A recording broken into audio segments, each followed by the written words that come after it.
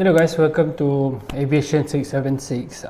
Semalam aku ada buat circuits and landing dan mungkin kali ni aku nak share dekat korang macam mana preparation yang aku buat, setting up the whole thing, buat circuits and landing dekat Subang. So in terms of preparation, aku akan tunjuk kat korang dekat sebelah sini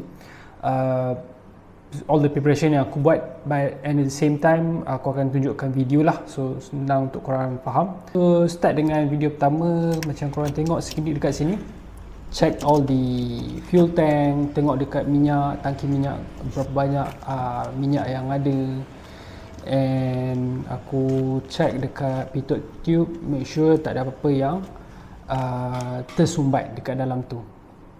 And then aku check dekat part aileron, make sure tak ada apa-apa linkage problem. Dan aku check sekali dekat bahagian rudder, make sure dia punya kabel masih ok, masih utuh lagi, tak ada masalah apa-apa. And then once aku dah confirm semua is functioning, dan aku start untuk take out kapal and untuk mula start engine untuk taxi lah. Okay, so macam korang tengok sekarang, lepas aku dah start engine dan minta permission untuk taxi, so ini aku tengah taxi pergi ke area holding point for runway 15 dari Wira Cruise. Dan dekat sini korang nampak aku ada buat all the preparation before take off, checklist, setting up the engines, make sure trim and juga flaps, dan juga all the transponder, all the part yang sebelum take off kena set. Make sure juga dekat belakang all the flight controls are full, free and correct, tak ada apa-apa masalah. Aku akan make sure juga aku buat emergency briefing in case of anything happen. Dekat sini aku tengah tunggu kapal lain untuk masuk daripada landing, dan ada satu lagi kapal untuk pending, dia tengah take off. So One Malindo, Boeing 737 juga Cessna Caravan. Okay, so sekarang kau nampak aku dah take off dan aku cuba untuk line up for runway 15 lepas take off.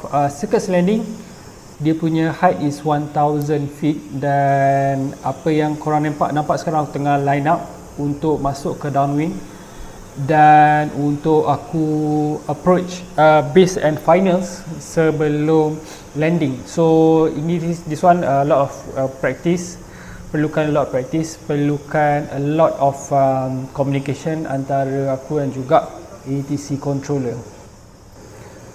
So dekat sini korang nampak aku dah dekat base, dan aku cuba untuk masuk finals. And biasanya sebelum masuk finals, ATC akan bagi tahu wind variable, heading, wind, kelajuan wind, dan juga arah dari mana angin tu datang, just to make sure aku faham yang either is this going to be a light crosswind or heavy crosswind.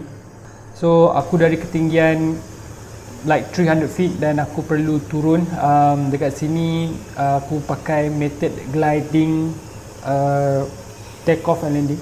So without using power, aku rely heavily on flaps dan juga trim wheel untuk make sure aku dapat touch and go dengan selamat lah. So itu saja guys, aku buat semua sebanyak 3 touch and go sebanyak 3 kali. Dan benda ni penting sebab untuk make sure aku proficient lah selama aku ada lesen PPL yang sah ni lah. So itu saja guys, just nak show korang apa yang aku buat sebelum aku go through pilot proficiency test. Okay, sebelum aku nak tutup video ni, aku nak kasih hadiah giveaway dekat korang yang tengok video ni sampai habis.